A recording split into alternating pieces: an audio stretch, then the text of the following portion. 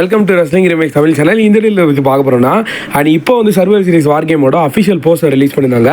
அந்த போஸ்டரை பார்த்த அப்புறம் நிறைய ஒரு ஃபேஸில் கண்டிப்பாக ஸ்மைல் இருக்கும். செத்ரான்ஸோட மணி இந்த பேங்க் கஸ்டமைசேஷன் பற்றி ஒரு சில பெரிய அப்படி தான் பார்க்க போகிறோம். ஜான்சன் அடுத்து எப்போ வருவார், மறக்காம சேனல் புதுசாக தெரிஞ்சா சப்ஸ்கிரைப் பண்ணிக்கோங்க. இன்னைக்கான கொஸ்டின் என்னன்னா, இப்போ செத்ரான்ஸ் வந்து மணி இந்த பேங்க் வச்சிருக்காரு.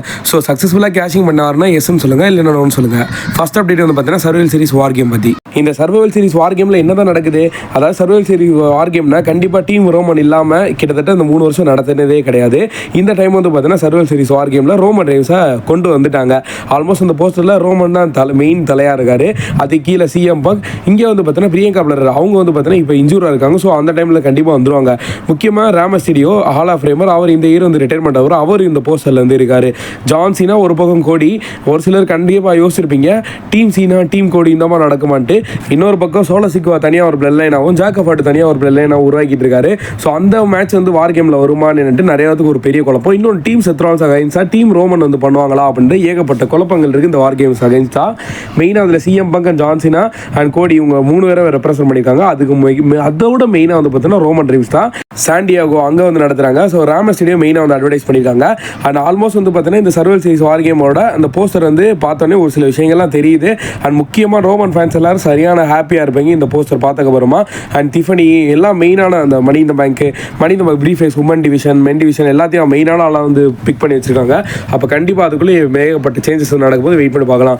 நெக்ஸ்ட் வந்து பார்த்தீங்கன்னா ஜட்மெண்ட் டேல லீவ் மார்கன் பற்றி என்னாச்சுன்னு தெரியல, அவங்களுக்கு வந்து இன்ஜூர் ஆனனால. ஸோ அதுக்கப்புறம் ரோக்சன் பெரஸை லீவ் மார்கன் இடத்துல வந்து ஃபின்பாலர் இன்னைக்கு வந்து டிராஃப்ட் பண்ணியிருந்தாரு. அதை பார்த்தோன்னே ரக்கேலுக்கு சரியான கடுப்பு, அவங்களுக்கு வந்து சாட்டிஸ்ஃபேக்ஷனவே ஆகலை. ஸோ லீவ் மார்கன் திருப்பி வந்தாங்கன்னா ஜட்மெண்ட் டேக்கு அகைன்ஸ்டாக ஸ்டோர் லைன் பண்ண போகிறாங்க. மேபி ரியா ரெப்லி எப்படி வந்து கஷ்டப்பட்டாங்களோ ஃபர்ஸ்ட் டைம் லீவ் மார்கன் உள்ள திணிக்கும் போது, அதே மாதிரி ஸ்டோர் லைன்னா இப்போதைக்கு லீவ் மார்கன் ரோக் சர்மஸ் இவங்க 2 நடுவில் வந்து பண்ணுறாங்க. ஜட்மெண்ட் டேல இப்போ ரோக்சன் பெரஸ் சேர்த்து அவங்களுக்கு தனி ஒரு, அதாவது எப்படி லீவ் மார்கன் ஒரு டைமில் டாப் இருந்தாங்களோ அது மாதிரி ரோக்சன் பெரஸுக்கு டாப் லெவலில் வந்து கொடுக்க போகிறாங்க. என்னன்றதை கூடிய சீதில் பார்க்கலாம். அண்ட் நெக்ஸ்ட் வந்து பார்த்தீங்கன்னா நீ நடந்த மணி நெட்ரால பால் ஹியூமன் வந்து பார்த்தீங்கன்னா மணி நமக்கு கஸ்டமைஸ் பண்ணி வந்திருந்தார் பிளாக் கலரில். அண்ட் இந்த மணி இந்த பேங்க் புதுசாக இருந்துச்சு உண்மையிலே. இப்போ கஸ்டமைஸ் பண்ண மணி இந்த பேங்க்லாம் இது வரைக்கும் ஃபெயிலியர் ஆன மாதிரி எனக்கு வந்து தோணலை. ஏன்னா அந்த டிஃபனி லாஸ்ட்டாக கஸ்டமைஸ் பண்ணாங்க, அதுக்கு முன்னாடி பிகி இந்த மாதிரி ஏகப்பட்ட சூப்பர் ஸ்டார் வந்து கஸ்டமைஸ் பண்ணாலும் அண்ட் செத்ரான்ஸ் இப்போ பண்ணியிருக்காங்க. ஸோ கண்டிப்பாக இவங்களோட டீமுக்கு பவர் என்ன, டைட்டில் வேணும், அது எந்த டைட்டில்ன்றதை வெயிட் பண்ணி பார்க்கலாம். என்ன பொறுத்தவரை அன்டிஸ்பியூட்டட் சாம்பியன் எடுத்தால் நல்லா இருக்கும்னு என்னோட சாய்ஸ். அண்ட் நெக்ஸ்ட் ஜான்சனோட அடுத்த அப்பியரன்ஸ் எப்போ இருக்க போகுதுன்னா ஜூலை 18 தான் அப்போ நடக்க போகிற ஸ்மாக் டவுன். அதுக்கப்புறம் ஆகஸ்ட் 1, 3, 8 இதெல்லாம் வந்து பார்த்தீங்கன்னா இருக்க போகிறாங்க. சம்மர்ஸ்லாம்லாம் மேட்ச் வந்து பண்ண போகிறாரு. ஸோ அதுக்கப்புறம் ஜூலை 18 3 வாரத்துக்கு அப்புறம் தான் ஜான்சனோட அப்பியரன்ஸ் இருக்க போகுது.